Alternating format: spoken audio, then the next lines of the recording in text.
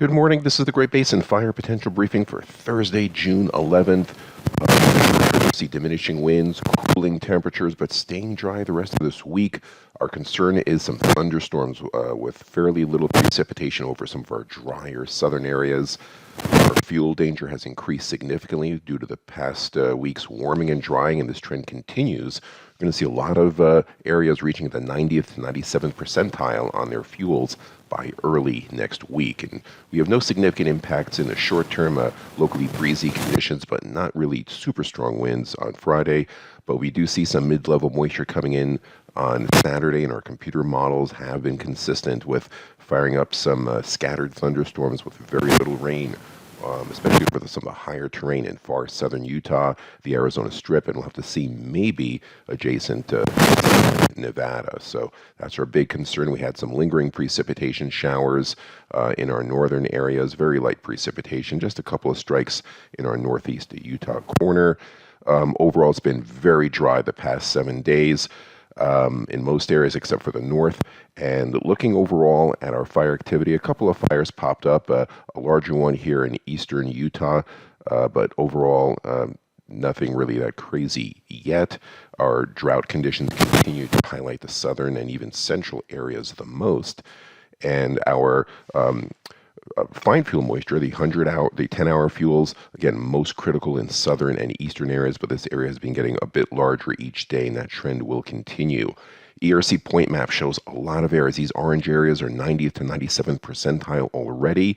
Areas in the white are 80th to 90th, and we are seeing these hotter colors starting to progress further northwards. Weather-wise, we have high pressure off the Pacific coast that will continue dominating our weather, but it's going to stay there. We actually have a weak low pressure area dropping down from Canada. It's kind of subtle, but it's making the atmosphere a little bit more unstable. You see these little black dots coming up here. That's where some of the models are indicating some thunderstorm activity. So this is where we have our concern for Saturday, for the Arizona Strip, the Dixie National Forest. We'll look at precipitation in a moment. Otherwise, see bone dry humidity the next 3 days in just about all areas. We do have some locally breezy conditions, 25 to 35 mile an hour winds across parts of the Snake River Plain and a little bit across northeast Utah. The winds you see down here, these are outflow boundaries from where the computer model thinks there'll be thunderstorms. That's something we're starting to key in on through here. Also, the building heat for today, temperatures mid-70s in northern Utah valleys, 90 degrees in western Nevada. We see basically a 10 to 15 degree rise in temperatures by early next week. No precipitation in the short term, but there on Saturday, again, just a couple of hundredths of an inch, but a fairly wide area that we're going to have to be concerned about because those fuels are very dry, so lightning in these areas could definitely cause some ignitions.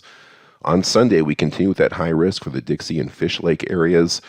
This low pressure area drops down and makes the atmosphere a little bit more unstable, draws up just enough moisture for thunderstorms, but not a lot for a lot of wetting rain, and then we quickly dry out as high pressure builds in. And we'll have to watch some of these northerly winds on Monday if we get the lightning. That could add some complicating factors to southern areas. Again, very dry humidity.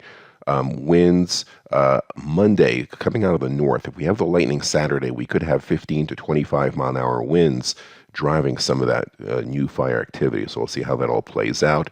Models showing the lightning activity again on Sunday, even tickling parts of adjacent southern Nevada. Then we quickly dry out. 7-day summation, again, our big issue is the high risk for lightning over the weekend, and then notice how much more brown develops later in the period as high pressure builds in, and a hotter and drier extended forecast as we go into the third week of June. This concludes our briefing. Have a great day.